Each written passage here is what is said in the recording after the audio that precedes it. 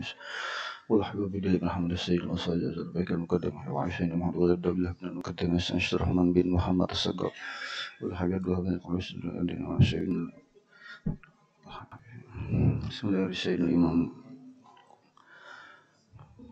قبل الأنبياء عمر عبد الرحمن أنطس الشعبي بن عبد البارس مالي سيدنا الإمام قبل الأشياء وقوس بلا الحدد والحدد السيد الإمام علي بن محمد سمع والله محمد رسول شريف محمد ودرس من سيدنا الإمام قبل الحبيب أبو بكر بن محمد السكا حبس المسين الحامي وأولياء الكريجين أينما كانوا كان الله خصوصا إلى روحي أولياء حجب بعد سنة عربي شمس سمع الله البنجري سمع الله الشيخ قصوان بربيت سمعين سمع الله رب الشيخ شرون عبدا سمع الله الشيخ محمد سمع الله ورقان سمع الله ربي جميع شرف المؤمن خصوصا الله الحجر السلامي حلوه الغزالي الشيخ والنبي أن الله يتقى الشيخ عبد الرحمن ومغفر عيد علينا وزريتهم بركتهم وأسرارهم عن بركتهم وأنكر ينجلنا من حزبهم ريكنا محبتهم ويتوقنا لملتهم ويعشرنا بجمرة أن الله يرزقنا الفتوح والرسول وصالح الجسد والقلب رتبة النفس وأن الله يفتح علينا فتوح العربين بكنا يهدينا إلى سوي السبيل أن الله يطول أعمارنا ويحسن أخلاقنا ويشفي ورزقنا ويشفي مرضنا أن الله يحفظنا ويحفظ أهلنا ويكون كل البلية والأنجر والله بنا فتن ما ظهر منها وما يختم لنا بالحسن وإلى حضرة النبي محمد صلى الله عليه وسلم بشر الفاتحة إياك نعبد وإياك نستعين صراط الذين أنعمت عليهم.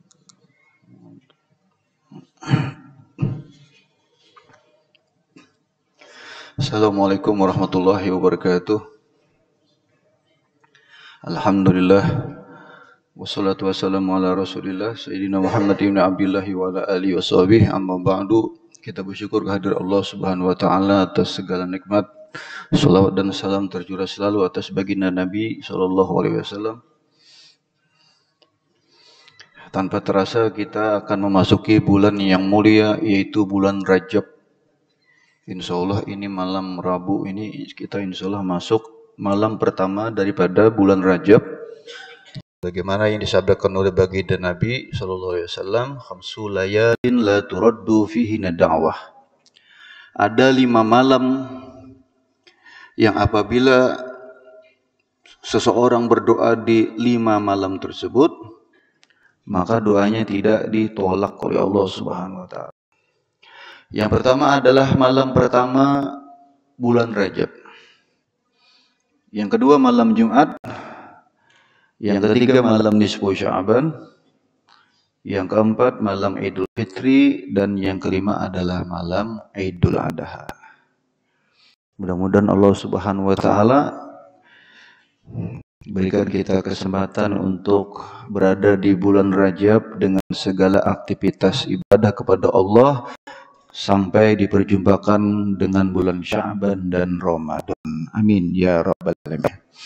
Mari sama-sama kita niatkan dengan membacakannya. Bismillahirrahmanirrahim. Nawaitu an a'takifa fi hadzal masjid sunnatan lillahi ta'ala. Hadirin hadirat sekalian dirahmati Allah Subhanahu wa taala. Di antara amalan sunnah yang bagus adalah dengan menghidupkan antara maghrib menuju isya, yaitu dengan kegiatan sholat, baca Quran, zikir dan sebagainya sambil menunggu masuk waktunya isya. Bahkan yang sebab itu adalah menunggu sholat kepada sholat yang lain. Dia penyebus daripada dosa ada menunggu dari sholat idzar ila sholat maghrib menunggu. Dan ada lagi pendapat mengatakan selama kita menunggu waktu tersebut untuk masuknya waktu sholat yang berikutnya, itu dicatat kita dapat pahala seperti melakukan sholat. Itu keutamaannya luar biasa. Bahkan pernah ditanyakan kepada salah seorang ulama, yaitu Ahmad bin Abil Hawari. Itu bertanya kepada gurunya yaitu Aba Sulaiman. Ini lu temukan di dalam kitab Risalah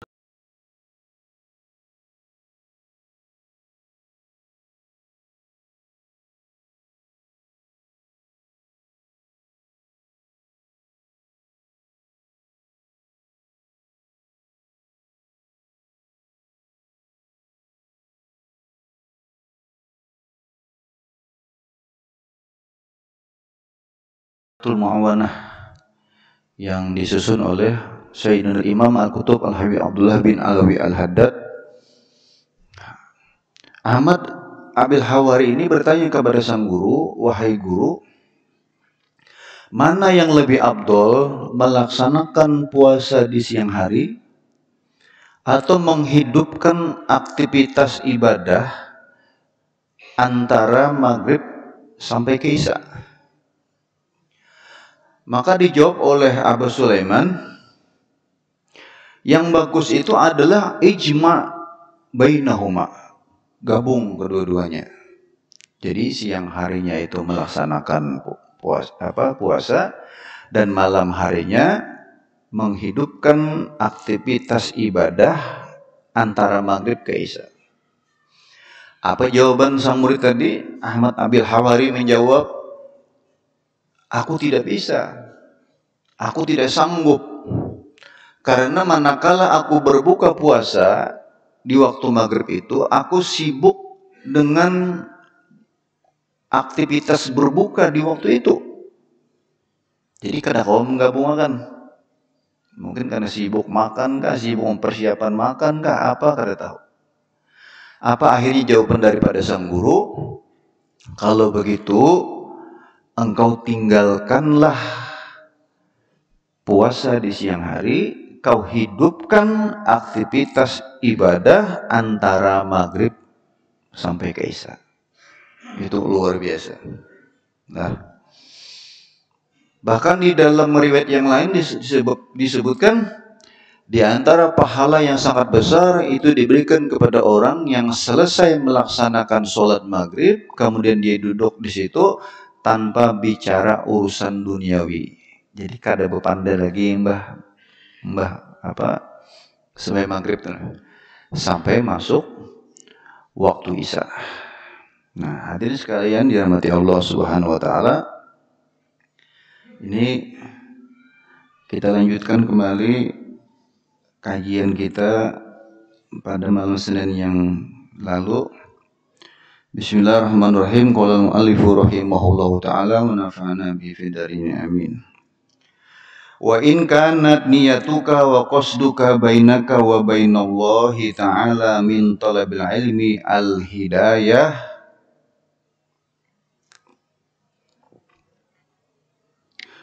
duna mujarradi ar-riwayah fa abshir fa innal malaikah tabsutu laka ajnahitaha iza masyaita. Apabila engkau memiliki niat dan tujuan di dalam menuntut ilmu itu adalah hidayah daripada Allah Subhanahu wa taala. Kan kemarin niat-niatnya kemarin itu yang tidak bagus niatnya kan,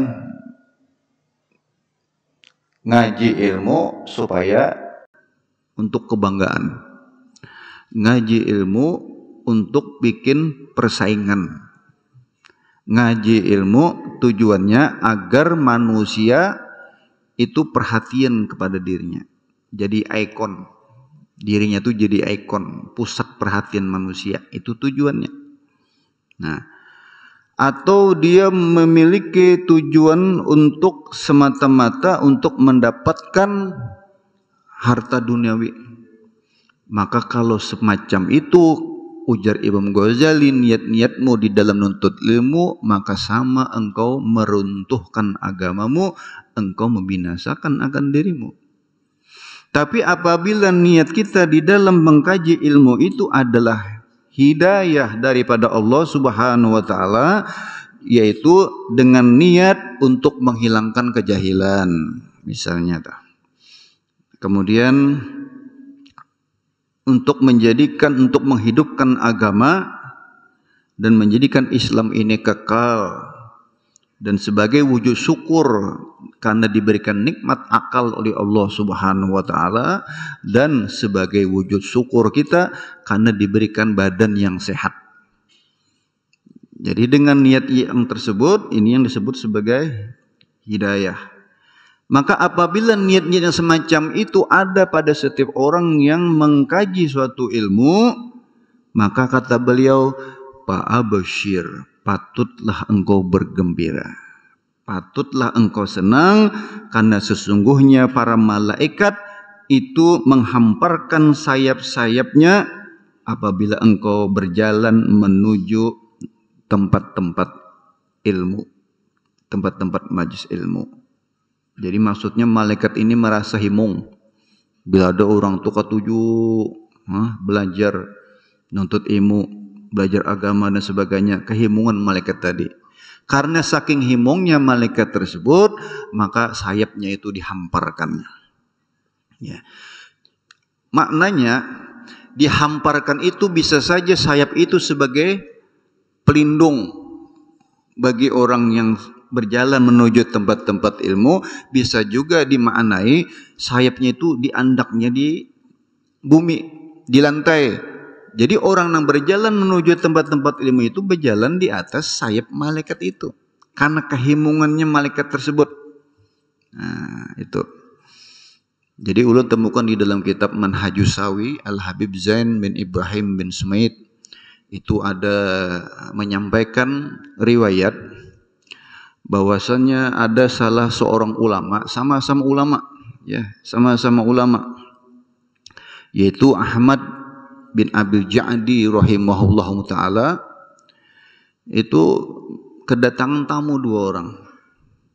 Ini sama-sama ulama, yang pemilik rumahnya seorang ulama besar, ya, wali Allah Ta'ala, sedangkan yang tamunya ini juga salah seorang wali Allah Subhanahu wa Ta'ala.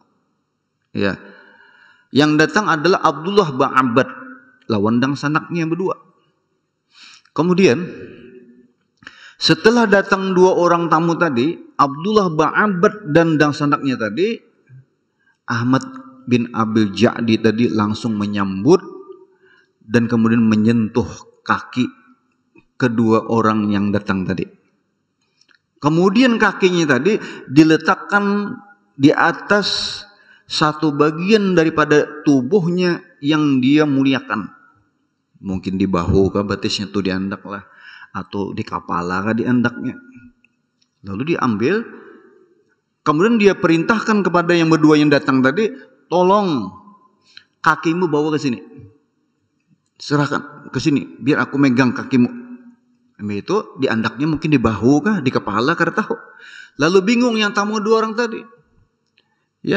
Ya Syekh Ahmad Abil Ja'di, kami berdua datang ke rumahmu ini, kami ini mengambil berkah karena ilmumu juga akhlakmu. Tapi kenapa engkau bersikap semacam itu kepada kami? Sampai mengangkat-angkat batis orang tadi tuh, ya, memegang-megang gitu nah. Lalu dijawab oleh Syekh Ahmad Abil Ja'di tadi, aku melihat, kata beliau, waktu engkau dalam perjalanan menuju ke sini, aku melihat bahwasanya malaikat itu sedang menghamparkan sayapnya kepada kalian berdua. Dia sentuhkan kepada bagian tubuhmu. Kemudian dia biarkan sayapnya itu, lalu aku melihat kalian berdua itu melangkahkan kedua kaki kalian itu di atas sayapnya malaikat. Lalu aku ingin mengambil berkah dari tempat-tempat di bagian tubuhmu itu yang bersentuhan dengan sayap-sayap malaikat. Jadi padahal nang datangnya hendak mengambil berkah lawan pemilik rumah tadi. Tapi sebenarnya Syekh Abil Ja'di ini hendak mengambil berkah juga daripada dua orang tamu tadi. Kenapa? Karena dia telah mendapatkan sentuhan daripada sayap-sayap malaikat tersebut. Ini perlu kita pahami bahwa malaikat-malaikat Allah Subhanahu wa Ta'ala itu bisa merubah wujud dalam keadaan apapun. Bisa menjadi manusia, bisa malaikat itu, ya, bisa berubah-ubah wujud. Bahkan pemimpin para malaikat yaitu malaikat Jibril alaihissalam itu memiliki 900 sayapnya. Satu sayap dengan sayap yang lain itu jaraknya saking besarnya sayapnya malaikat Jibril alaihissalam ini itu dari arah barat sampai ke timur. Saking besarnya itu malaikat Jibril alaihissalam ini. Nah, para malaikat-malaikat Allah Subhanahu wa Ta'ala itu bisa saja merubah wujudnya dalam bentuk apapun. Dan mereka-mereka ini la ya'sunallaha ma amarahum wa yaf'aluna ma tu'marun. Mereka para malaikat-malaikat Allah Subhanahu wa taala tidak pernah bermaksiat kepada Allah Subhanahu wa taala, tidak pernah membangkang semua perintah-perintah Allah Subhanahu wa taala. Dan senantiasa mengerjakan apa saja yang diperintahkan oleh Allah. Ya wajarlah malaikat kada berisi nafsu. Kan Allah Subhanahu wa taala menciptakan makhluk ini ada 3. Yang pertama diberikan nafsu tapi tidak diberikan akal. Itu binatang. Ada yang tidak diberikan nafsu tapi diberikan akal. Malaikat. Tapi ada yang lengkap. Sudahlah diberikan nafsu juga diberikan akal. Itu manusia. Laqad khalaqnal insana fi ahsani taqwim. Dalam bentuk penciptaan sudah sempurna manusia ini. Sempurna bentuknya. Diberikan akal, diberikan nafsu dan sebagainya. Saking hebatnya manusia ini. Innallaha karrama bani Adam. Keturunan Adam ini dimuliakan oleh Allah Subhanahu wa taala. Walaupun sebenarnya para malaikat itu adalah di antara hamba Allah yang dimuliakan oleh Allah Subhanahu wa taala, tapi itu tidak gampang menjadi manusia. Ulun nasnya pernah ada menemukan riwayat ada satu malaikat ini hendak jadi manusia. Jadi kayak apa jadi manusia ini, ujar malaikat ini. Lalu setelah itu dia mau jadi manusia dikasih nafsu. Si malaikat ini sekali dikasih nafsu malaikat segala maksiat digawinya seberatan. Itulah manusia ini pangkatnya bisa lebih mulia daripada malaikat, tapi bisa saja lebih hina, lebih rendah daripada manusia. Ulaika hum kal an'am bal hum adallu. Mereka itu seperti binatang ternak. Ini manusia bahkan lebih hina lagi, lebih hina pada binatang. Kenapa? Lahum qulubul la ya'qiluna biha. Punya hati tapi tidak digunakan untuk merenung, tidak digunakan untuk berpikir. Walahum a'yunun la yubsiruna biha.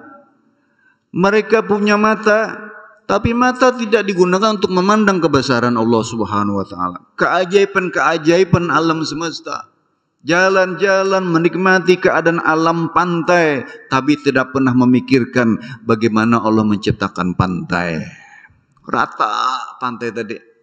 Pasir-pasirnya kita lihati, wah ini sama ukurannya pasir nang kayak diayak.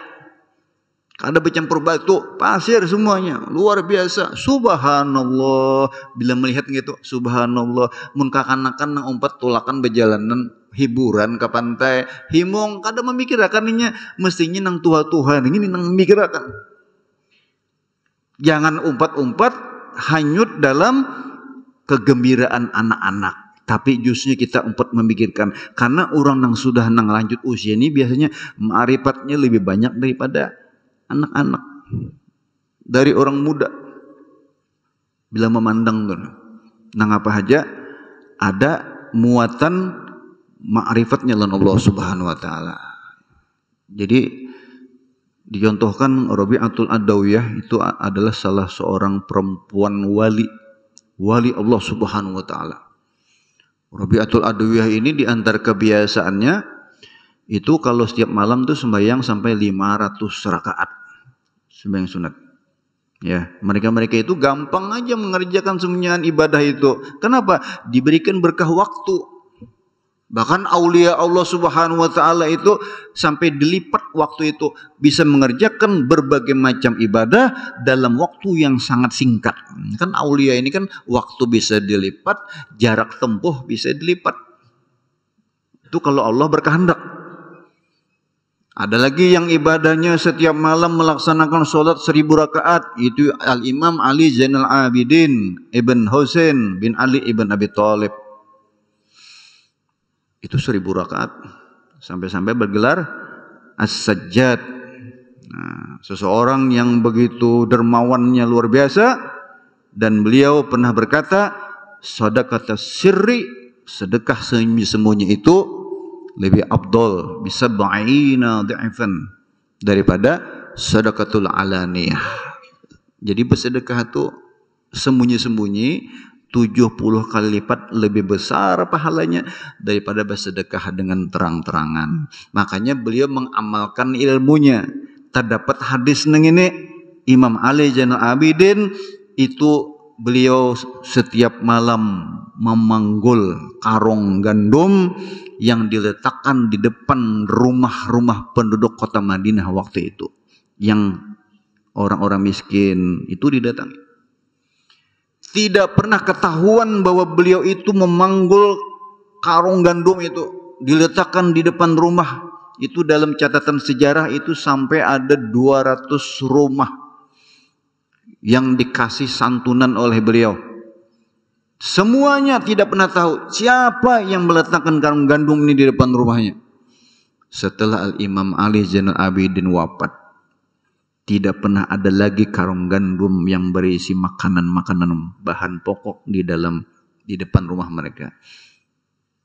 Baru mereka tahu, baru sadar selama ini yang ngasih, yang nganter, yang mengandak karung gandum itu ada Al-Imam Ali Zainal Abidin As-Sajjad. Dan di jenazah beliau itu ditemukan ada bekas apa bahasa Banjar itu bergurai-gurai di sini. Ini karena terlalu seringnya beliau mengangkat karung itu untuk diletakkan di rumah-rumah orang miskin di kota Madinah. Nah, Rabi'atul Adawiyah pernah suatu hari beliau melihat ada orang lagi manggang kambing bakar. Beliau terhenti di situ memandang kambing tadi. Yang memanggang kambing kenal siapa? Rabi'atul Adawiyah. Lalu orang itu berkata kepada Rabi'ah, "Wahai Rabi'ah, apakah engkau kepengen daripada daging kambing ini? Kalau kau mau, ya kami akan berikan kepadamu."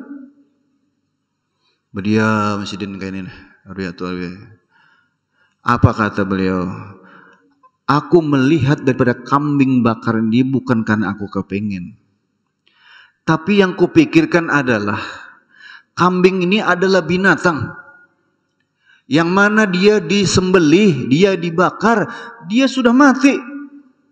Tapi bagaimana seandainya manusia yang sudah meninggal kemudian dibakar dengan nerakanya Allah Subhanahu wa taala, mereka tidak pernah mengalami kematian.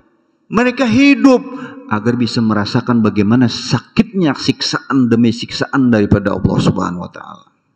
Taganas ini kambing. Ini lain juga pandangan orang nang makrifat long kada.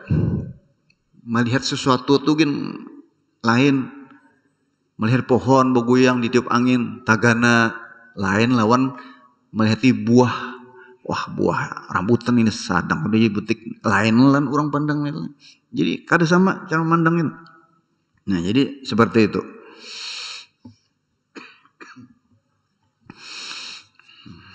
Jadi seandainya di dalam hati kita itu ada niat-niat, ya, mengharapkan ridhonya Allah Subhanahu wa taala agar tegaknya agama ini, kemudian menghidupkan sunnah dan sebagainya, maka malaikat-malaikat akan merasa senang dengan seseorang yang menuntut ilmu tersebut. Nah, apa dia di berjalan? Wahai tanil bahar tastaghfiru laka iza sa'aita. Dan binatang-binatang yang ada di laut, dalam hal ini ikan di laut, maka ikan ini dia juga senantiasa memintakan ampun kepada Allah Subhanahu wa taala bagi orang yang pergi di tempat-tempat adanya kegiatan ilmu, majelis ilmu, perkumpulan, apalagi ini diadakan di tempat yang semacam ini, ya, di masjid, di tempat ibadah luar biasa. Karena majlisnya Nabi SAW dan riwayat itu selalu di masjid.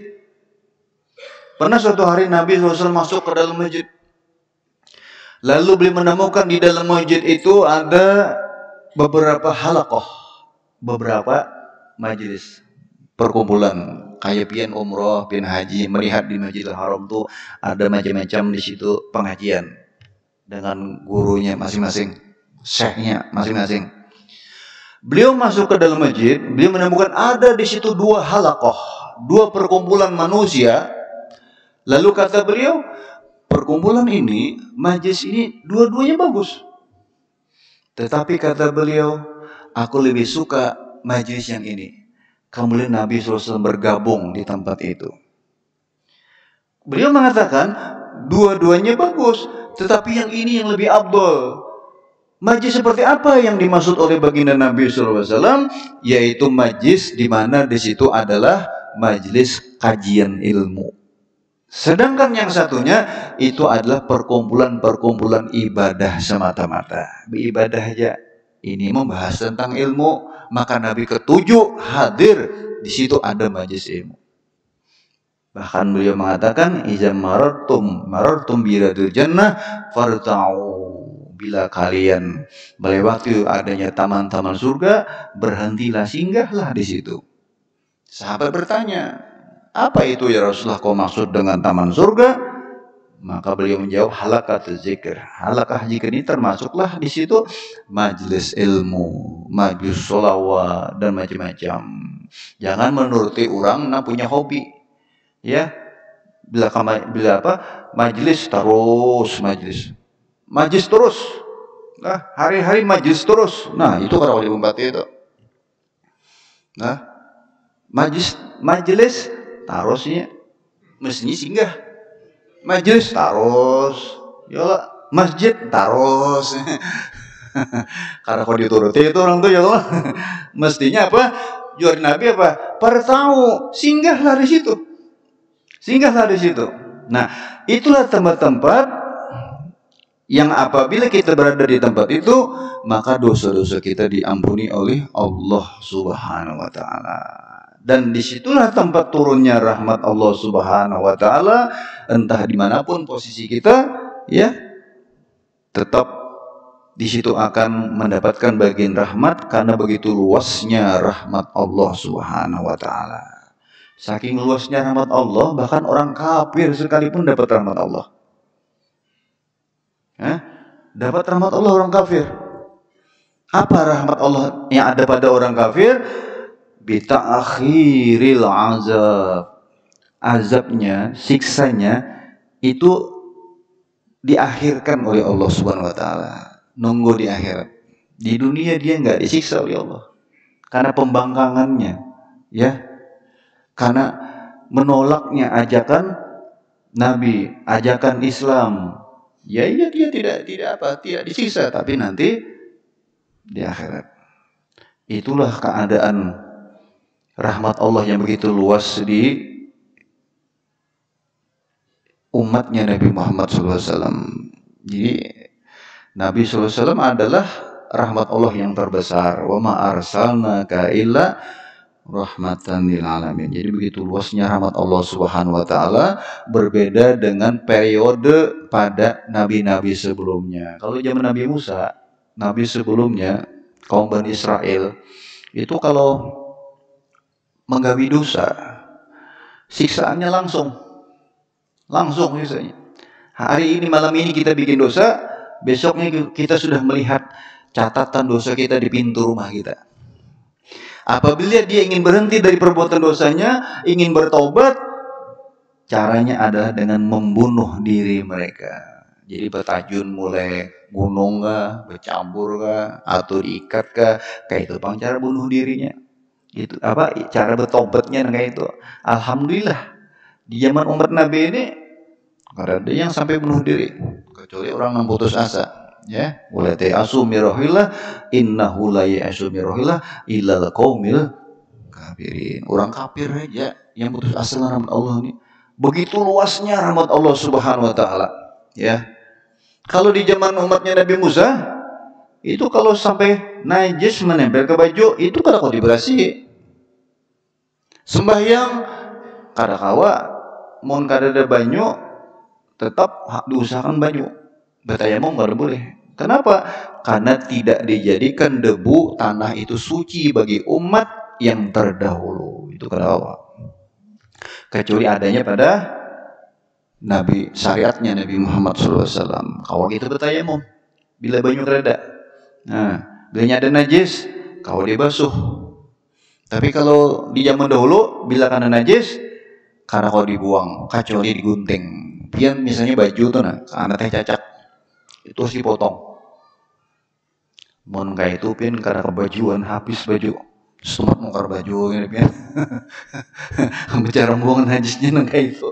Nah, jadi kita bersyukur dijadikan sebagai umatnya Nabi Muhammad tanpa meminta. Setelah kita terlahir ke dunia ini, kita diazani, diteringakan kita oleh orang tua kita dan kamat di tengah kiri, dan dinyatakan diberi nama dengan nama seorang muslim oleh kedua orang tua kita. Maka inilah nikmat yang sangat besar. Sebagaimana ujar Sayyidina Ali ibn Abi Thalib, inna min na'imid dunya yakfikal islamu ni'matan. Sesungguhnya di antara kenikmatan dunia, cukuplah keislaman kita itu sudah nikmat yang sangat besar.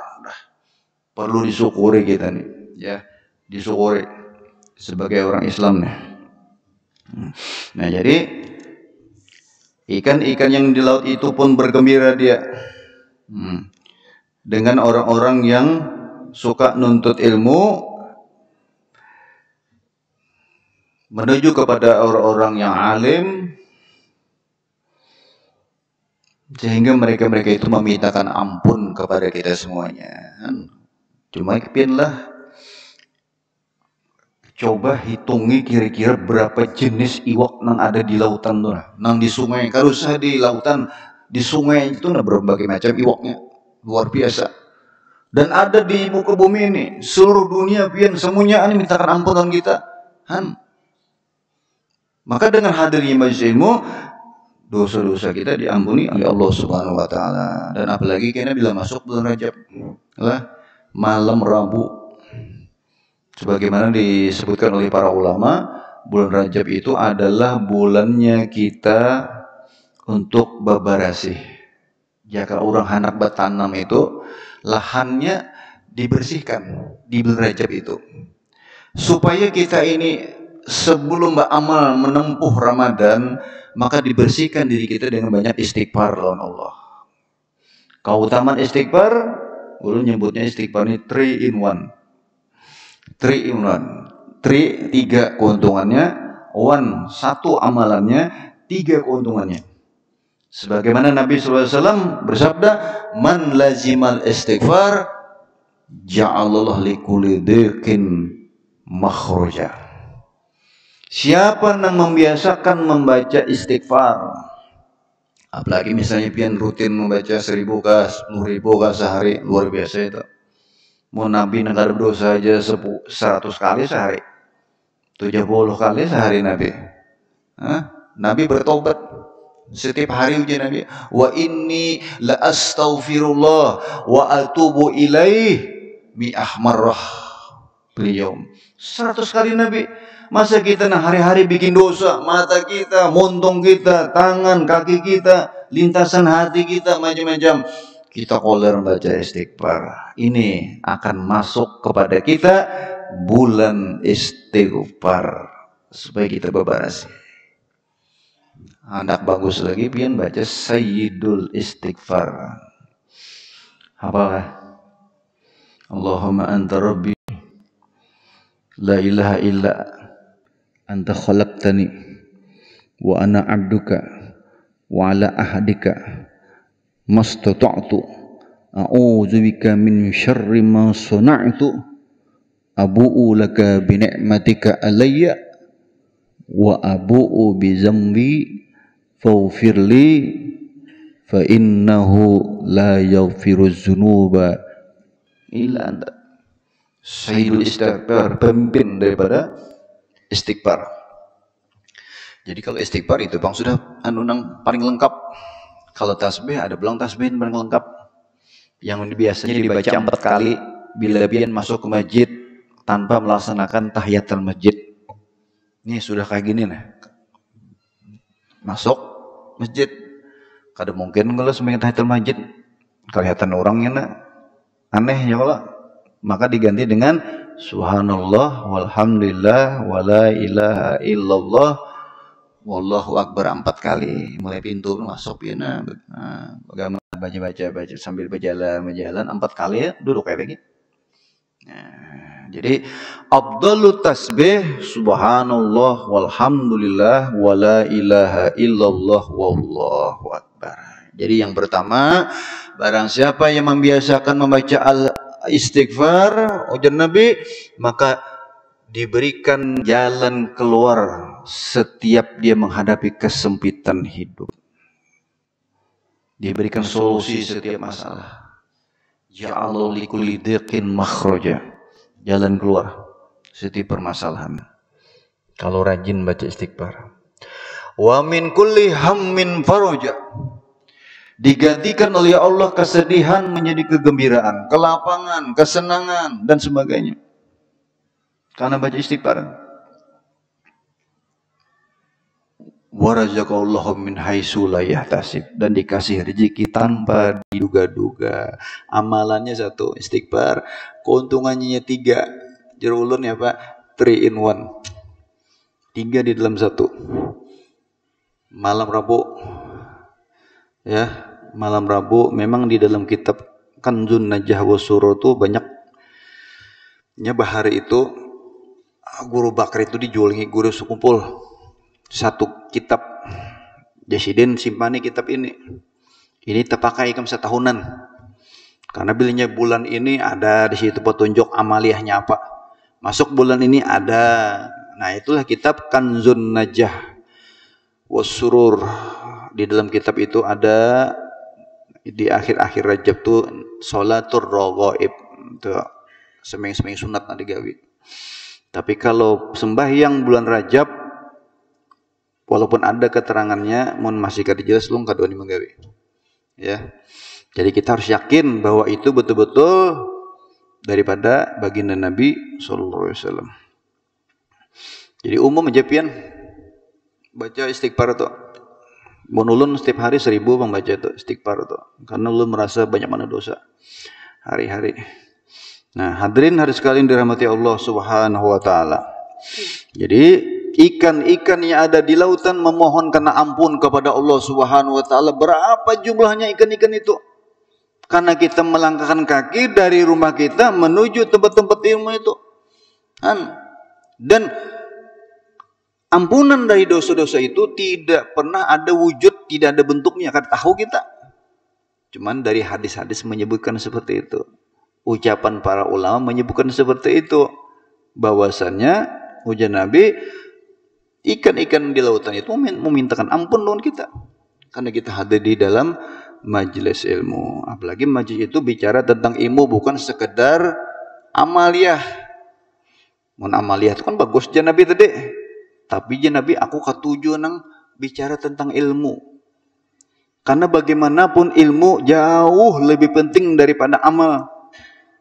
Kena ada bahasan gini di sini. Jauh.